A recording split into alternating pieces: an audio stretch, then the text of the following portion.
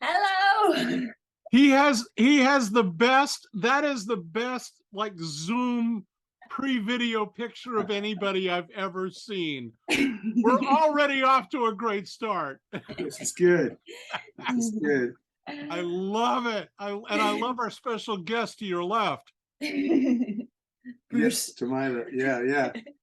Yeah, he helps me to bear up through all the daily challenges.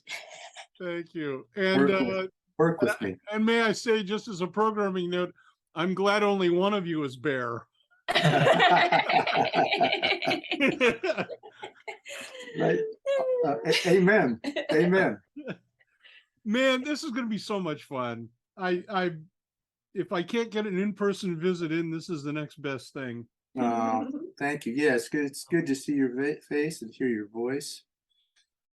You good? Yeah, I guess you would have. Well, No. okay.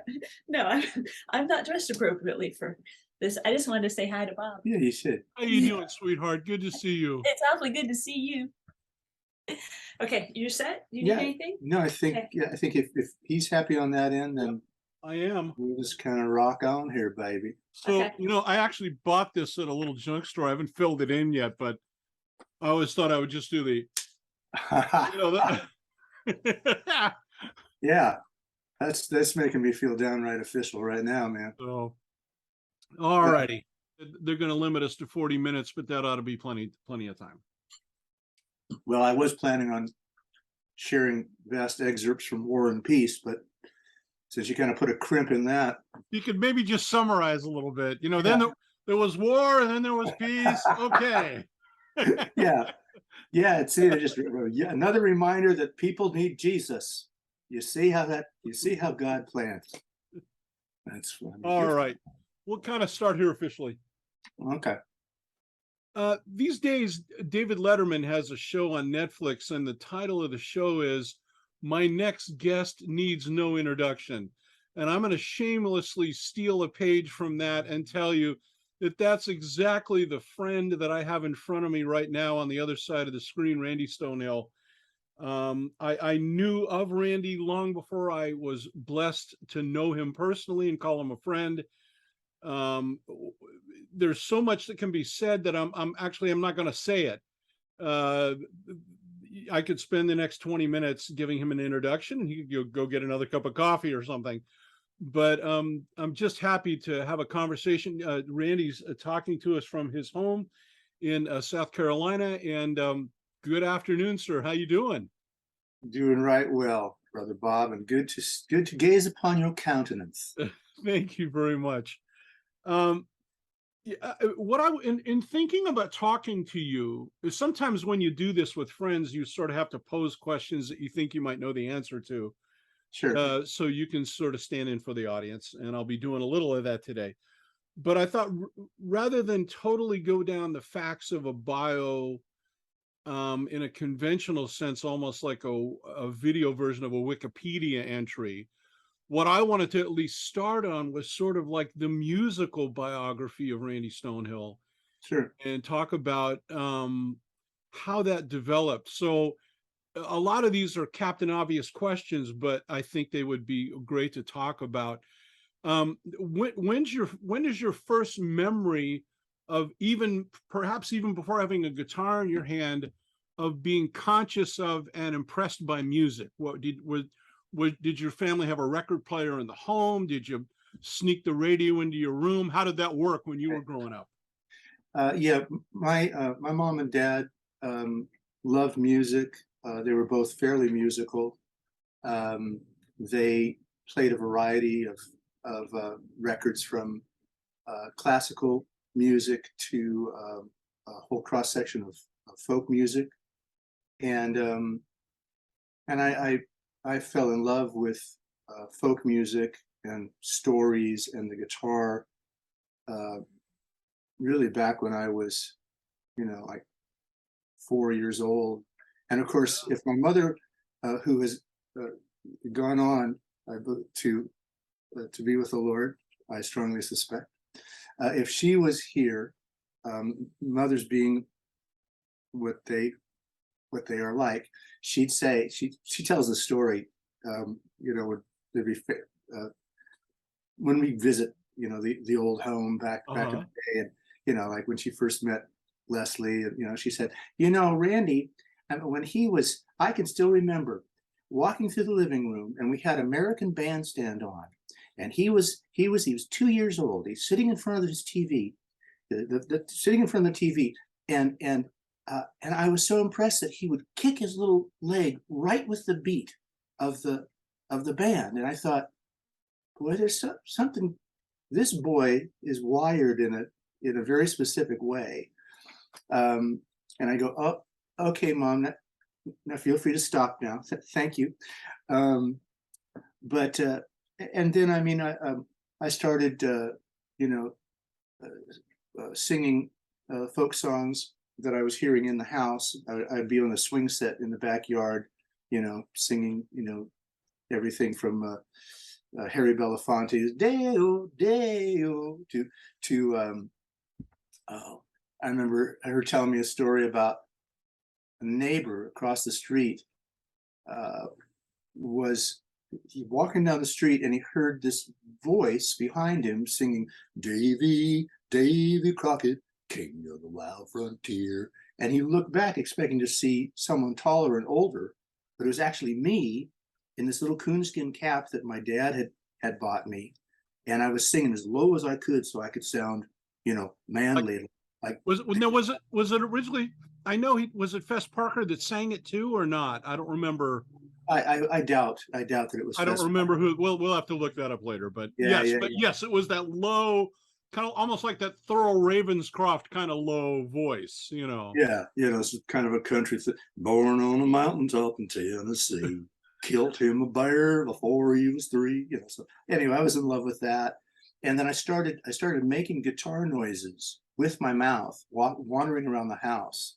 I think I probably drove my parents crazy, but by the time I was like, you know, from the time I was 6 to the time I was about 10, I'd be walking around and go, and so, and then I started begging my dad for a guitar, I think probably around the age of 6 or 7. And by the time I was 10, I'd worn him down. He went, okay, okay, I'll tell you what, I'm gonna, but being a child of the Depression era, he's going, I don't want to, you know, he's thinking, I don't want to spend money on something that's just a childish whim for this kid. So he said, I'll tell you what I'll do. I'm going to rent you a guitar, and if you demonstrate that you know, really can focus on it and you're really committed, then maybe I'll buy you a guitar. And I went, yes, yes. And the thing about the rental guitar was, it was a rental, and it was cheap, and it was steel string. It was a 3/4 size. Goodness. Yeah, thank you, Lord. I mean, I'm a 10-year-old kid with little soft finger tips, you know. And these were steel strings, and they were like, I kid you not, they had to be like 1/8 of an inch off the neck. So I mean, to make an F chord felt like a Native American rite of passage or something, you know. It's like, yes, if he can do that chord, then we'll name him Singing Deer, and he can hunt with the tribe, you know. It's, I mean, but so there I was, I'm going, hey, I was trying my best, you know. But my mom and dad saw my commitment, and so one day, I know I was about 10, I came home from school, and there was this coffin-shaped cardboard box in the living room. I thought, I really upset them now. I guess they're going to take me out and just you do a count of the pets in the home to make sure everybody's okay. That's but I opened. I came in, and my or maybe I had to wait until my dad got home from work or something. I just remember my mom and dad were there, and my dad, with this kind of bemused smile on his face, he said, I said, Dad, what's in the box? He said, go ahead and open it up. I went, okay. So I opened it up, and there, to my surprise and delight, was a Spanish Goya guitar, nylon string guitar. That was my brother's first guitar. My brother who taught me how to play. No kidding. That's Yeah. great. Yeah, and of course, then picking up a nylon string guitar, it's like butter, as they say. It's just like, Yeah. oh, this is Right. just the angels are guiding my appendages here. It just was so sweet, and that was the guitar that I actually played um, for years until the late great Larry Norman handed me a 1972 Martin D28 that he bought because he thought it would be rock and roll. He said, "Hey, Randy, you know, why don't you try this? See if you like it, because it hurts my fingers, you know." Yeah. And I went, well, okay. So I put down my Goya, I picked up this Martin, and I strummed it, and I went, oh, it was like a revelation knowledge moment. I was just going, Yeah. I am the Byrds. I am the entire band, the embodiment of Chris Hillman and Roger McGuinn and David Crow. It's right here in the guitar, just as big as the ocean, and I fell in love with. Well, and when you listen to enough records, and most people, this makes us sound like crazy people, but if you're a soloist and you listen to enough records, when you pick up your guitar and it starts to sound like music, you hear all the other production around you, even though you're sitting alone in the room. Yeah. Sometimes you can hear what's happening. It's the feeling of looking at that guitar. That's almost like a first love kind of primal memory, at least for me. Was it that way for you too? Oh yeah. Well, yeah, both. I mean, yeah, for the Goya, I mean, that's just indelibly etched in my mind. Yeah. And then, like I said, then starting to play the Martin was just, it just took me to the next level of this kind of folk rock vision, you know, because it was muscular and it rang, but it was, you know, you could be delicate with it, or you could kind of have a rock attitude with it. And I'm fascinated to find out, of course, you're only 3 years ahead of me on the timeline, so it makes sense that we'd have some of the same frame of reference. But I was listening to my older brother, Michael. He's 8 years older than I was listening to his record collection when I was growing up. So it was all the folk stuff. It was the Limelighters, the Kingston Trio, the Weavers, Peter, Paul, and Mary, Bud and Travis. I mean, it was all the pre-Beatles stuff that totally captured me. And I'm this little husky kid in Downey camped out next to the family turntable. But there's this whole musical window of the world that I get to look through. And that's what kind of got me going. Yeah. So do you remember, and this sounds like a real, do you remember the first record you went out and bought? Well, almost. Almost. I think because obviously I didn't have much. I was just a kid without much money. You know, I bought some 45s. Oh, I think I bought the chiffons. Do-lang, do-lang, do-lang. He's so fine, do-lang. And I would go, yeah. And I would jump up on the hearth, the fireplace hearth, and I would twist. I would do the twist, just to make my dad kind of laugh, you know. And I'd play that single over and over again. But the cool thing was, after doing that, I think I still have those in my office. I've got like a dozen of these singles, you know.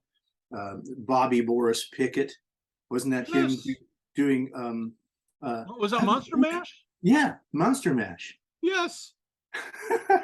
So I had a cross section of things, but I got to tell you this: when the Beatles hit, and it was like they landed from Mars, it was like, you know, it was like all of a sudden anything was possible, and it was like falling in love with music and with this dream for your life, you know. I came home from school, and my dad was home. He had a bit of a head cold. He was lying in bed. I came in, and my mom said, listen, Randy, would you go down the hall? Your dad has a question for you. And I went, okay. So I guess I was 12, right? And I'd seen the Beatles on the Ed Sullivan Show. And, did you actually catch one of the two weekends? Because I missed it. I heard about it later, of course, but were you actually in front of the TV when it happened? Darn right. It was just, I mean, Yeah, mom and dad let me and my brother stay up late. It was a Sunday night, so you got to have your homework done if you're going right. to stay up to watch Ed Sullivan, you know.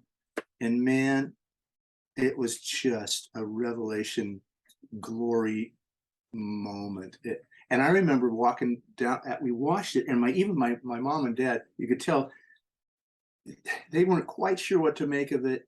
It wasn't their cup of tea, but they couldn't resist the joy and the musicality and the energy. Uh-huh. And they're kind of going, well, we don't really know, but they were watching closely, and they were watching me and my brother too. So after that was over, the first Sunday, I remember my dad said, "Okay, boys, listen, off to bed." And did you like that? And we went, "Yeah, yeah, we really liked it." I'm walking down the hall with my brother, and he looks at me kind of nervously, and he said, it was like there was some kind of cosmic line in the sand being drawn. He just went, "Well, what'd you think, Rand? Did you like him?" And I went, "Oh man, I really like him." And he went almost with embarrassment. He went, yeah, me too." Uh-huh. It's like all of a sudden, man, surf music was taking the back seat. AM radio was changing forever, and it was just like these guys and that music had gotten a hold of our hearts, and then who knew where it was going to go from there. And it had to be, if not consciously, it would become so part of our musical DNA, that not only that were these guys great musicians and great performers, great recording artists, but the big deal for me in retrospect is they wrote their stuff. They made everything up, and then the underpinning was the songwriting. Yeah, and that inspired. I mean, that was an additional inspiration for us to dig in creatively. Yeah. I think that was, and I didn't even think about it necessarily consciously, but it sparked me, to start writing. And I wrote my first song. That was the next question. Go right ahead. Okay, yeah. Well, I wrote my first song after Dee Dee Clark, the prettiest girl in junior high school, broke my heart. She thought I was kind of cute because I played guitar, and she said, "You want to come over to my house after school, and maybe you could teach me some guitar?" And I'm thinking, I'd crawl on broken glass. Are you kidding me? So I did that. I went over. I thought we were going to be in love. We were going to be Sonny and Cher. It was going to be, it's going to this is my destiny. Well, she grew tired after 2 or 3 days, and then had nothing to do with me. There's a longer story here, but it's you don't have the time, but it's too painful. But so I didn't have the emotional or the psychological facility to deal with this. I just was shattered. Yeah. And she was a beautiful girl. I mean, even the teachers would turn their heads when she walked down the hall. She was like 16 or whatever, 14 or 13, going on 35, Right. Yeah. And but anyway, so I remember I found that music was the way I was going to express my life and my heart and my worldview. And so I sat with my little Goya guitar, and I went, ding, please don't say no, ding, ding, ding, I beg you don't go away. Please don't say no this time to me. And then I actually went to school, and I said, "Hey, Dee Dee, can you meet me by the bleachers at lunch? Because I have something I really need to share with you." And she sort of went, "Okay, sure." I was just so clueless. So I thought, but I'm going to play the song. I'm going to win her heart, Yeah. So she came, she sat in the bleachers. I whipped out the guitar, and I went, "Jing, jing, please don't say no, ding, ding," And I got to the song, and she looked at me, and she said, "That was really sweet, Randy. Thank you so much. And but I really like you. But just as a friend." Anyway, I got to go to gym class, and she used that word The F word. I just went, no, like a like a dagger through my sternum. No, no. And so then I thought, okay, you know what, darn it, I'll write a better one. Yeah, that's what I'll do. And I went back to the drawing board, so to speak. I wrote like a dozen songs that all sounded an awful lot like, please don't say no, won't you say yes? Yeah, uh-huh. Yeah, and But so you know, with absolute assent to the fact that there are scads of female experiences that we will never understand. Only another guy can understand the absolute devastation of I just think of you as a friend. oh, It's the worst. yeah, And as a consequence, you know, it's funny, I don't mean to get into a therapy session here, but I could um, use it. No, I can. That's good. when we were, but Dr. Stonehill, we were when we were young guys, they didn't really teach us how to be friends with girls. So girls were either interested or they weren't. I mean, we had some friends, but we didn't know how to navigate that territory. When I became an actual grown up and was friends with females without like going, hey, you're a female. Yeah, You know, when I was able to pull that off, it was like, this is really cool because this was not on the menu when I was a young guy growing up. And so, you know, and you have a negative association with the word friend because friend means rejection. Friend means I'm sorry, but you know, the captain of the football team is waiting for me for, you know, to have a hot dog in the student square or whatever. yeah. Well, Oh, so I love it that I, I can't believe how much similar stuff we have, and I mean the details change, but boy, I've got some of the same experiences in this way. Let me pivot to a little bit later down the timeline musically. Everybody's got one. Don't want you to throw anybody under the bus or anything. yeah. But if what would be like your worst or most interesting worst gig story? If you're sitting around the table with a bunch of guys who've toured forever, you're Yeah. talking about weird gig stories. What's yours? Oh man. Well, Is it even possible to pick one out? yeah, yeah. There are a few that stand out in my mind, but I think probably the one that takes the cake would be I did a concert with my band at Disneyland. It was like a sort of gospel music day or something. Mm-hmm. Having a good show, but I'm jumping around and stuff, and I threw my back out, and it was locking up on me, and I knew, well, that's as if that's not bad enough. I knew the next morning early I had to fly to Toronto to be picked up by a concert sponsor who was taking me to Kitchener, about an hour and a half Yeah. north of Toronto. Uh-huh. Right? But it was wintertime, and in the Great White North, they let you know that wintertime means business. So I got up in the morning. I can barely walk. It's early. You know, I try to loosen my back up in the shower. I took a couple of Tylenol. I got to the airport. I got to fly across the nation, you know. So I'm sitting in this coach seat with my back killing me. Got to Toronto, made it through, you know, passport control and such. And the guy picked me up. And as we were going, it started snowing, and it kept snowing. And so the trip took twice as long. It took about 3 hours to plus to get to get to Kitchener because of the snow and the weather. I got there. First of all, I mean, yeah, I got there just with barely time to sort of change clothes and try to do a little bit of a sound check. There was next to no audience there because the snow was pretty severe. But this guy, bless his heart, man, he had a ministry vision. He was excited about my being there. And he said, well, so, I mean, I'm sorry it's, you know, a slim crowd, but I mean, they came and you're here. And so you do the show, right? And I went, well, yeah, of course, I'll do the concert. And, you know, a lot of these guys, their vision went beyond their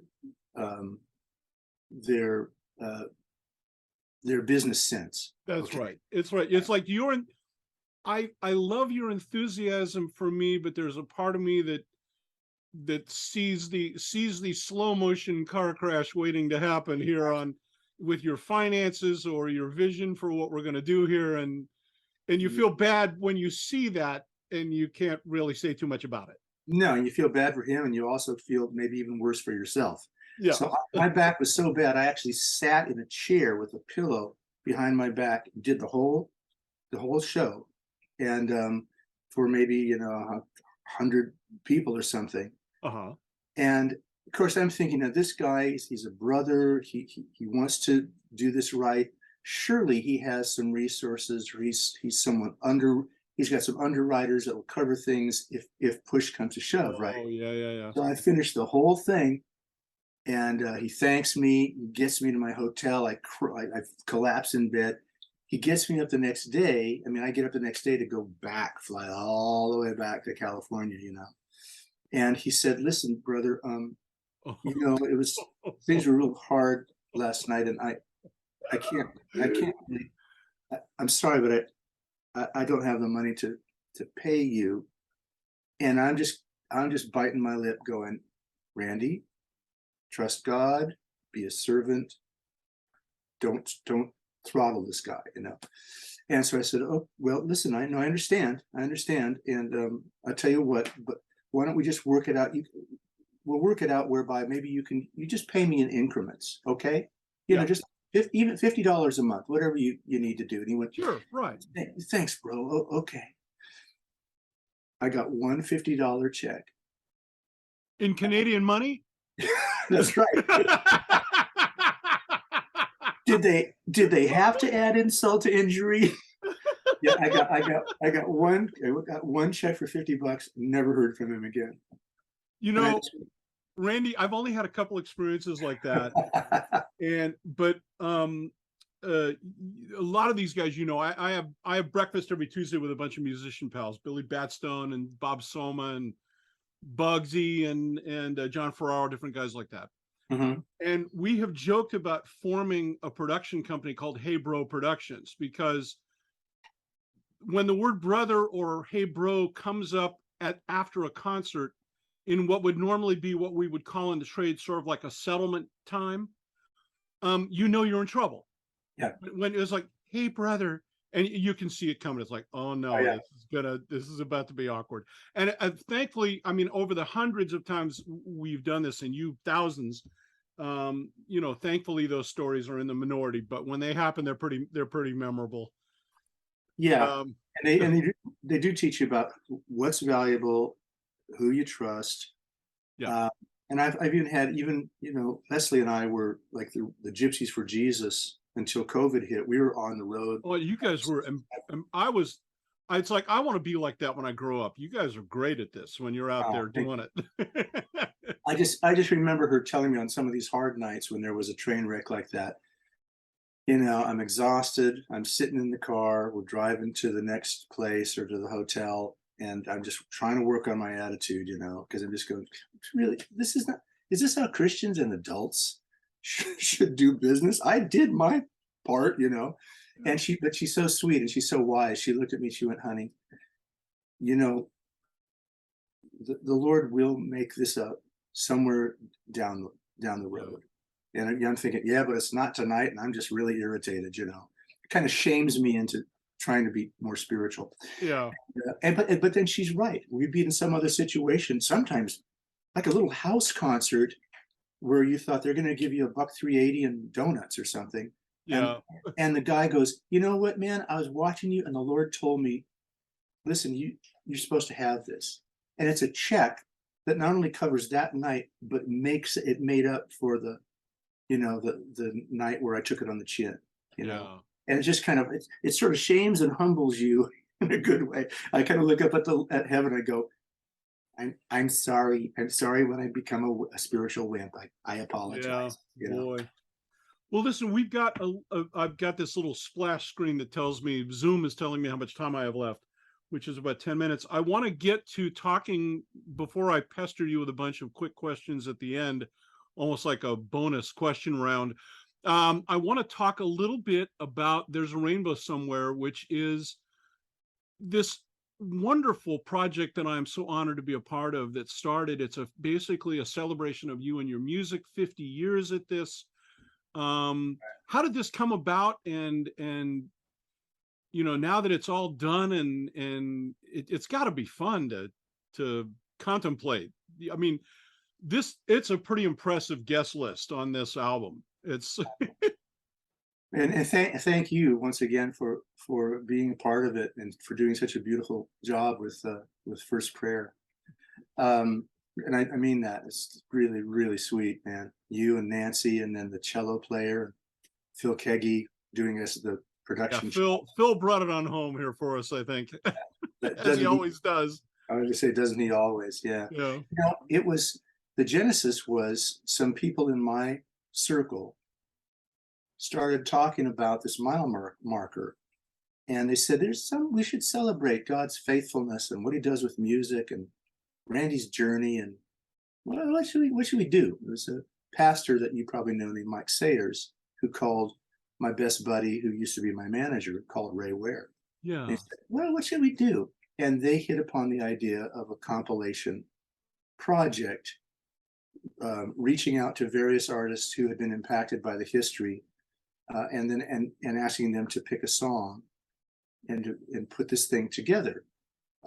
It's kind of a tip of the hat, to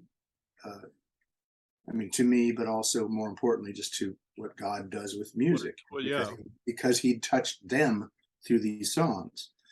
And I have to tell you, I was, speaking of being touched, man, I was touched and pretty blown away to see all these people come to the table.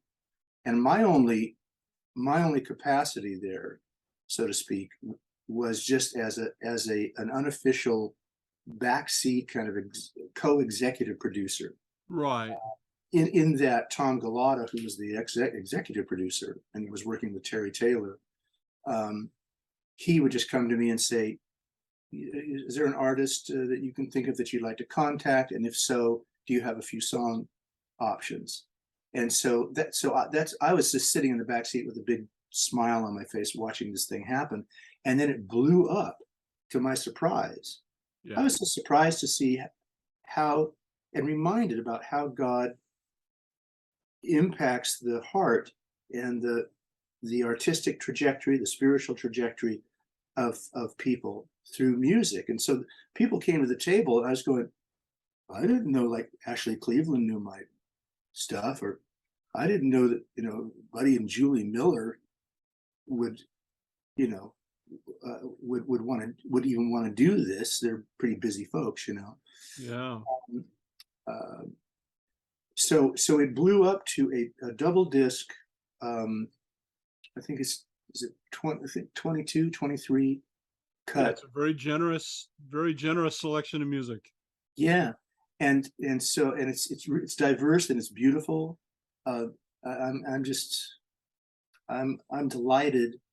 And I'm also then kind of scratching my chin thinking, well, the Lord allowed this, configured this, and now perhaps the grassroots way of getting the word out is just to have these various artists just let their constituencies know that they're a part of the project. Yeah.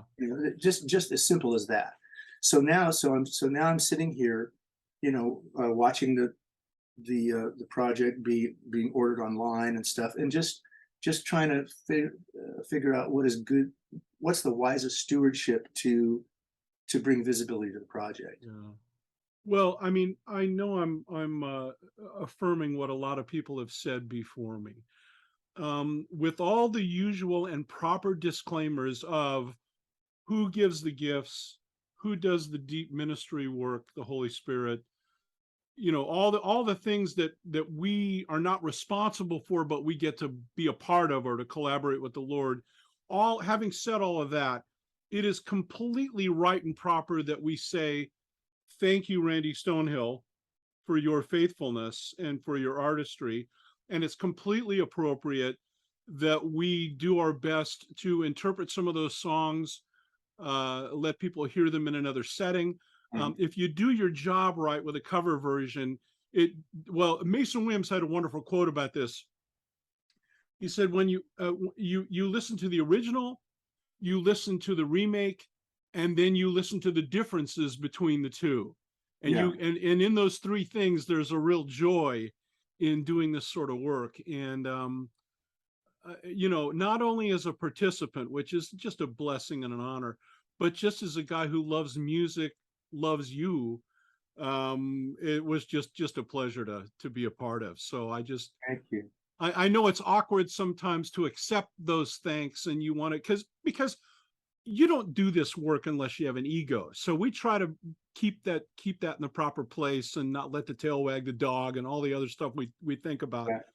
But it's absolutely wonderful that we get a chance to say something to you that you can hear on this side, and say, thank you, man, for everything you've done and everything. Are you getting back out there in a, not quite COVID centric world? Are you getting back out there and playing more now? Yeah, I am. I'm dividing my time between that, because that's always going to be my lifeblood. As you know, there's nothing more vital and challenging and special than to be in front of a live audience. Leslie and I have shifted gears these days, in that we don't want to be just the road dogs that we were, because we were just not, we'd come home and take pictures of our house to remember that this is where we live. That's right. There's no point in unpacking the suitcase. We're leaving in 3 days. Yeah. I don't want to do that. I don't want to do that anymore, but I'm being more selective about dates, looking at building some more cohesive tour events for next year. But the road is it's a challenge, but it's a blessing, and there's something so otherworldly and special about playing for a live audience and seeing and feeling that in the room, that the songs are connecting with hearts. It's an amazing thing. That'll never get old to me. We have a couple minutes left here. I'm going to pester you with some quick questions. A quick tip of the hat to Mrs. Road Manager, because you've got the best. Oh, Leslie man. is just, I knew her in the dictionary next to people who are helpful and kind and really good at it is a picture of your wife. I just got to tell you. Yes. So I'm gonna pester you with Leslie.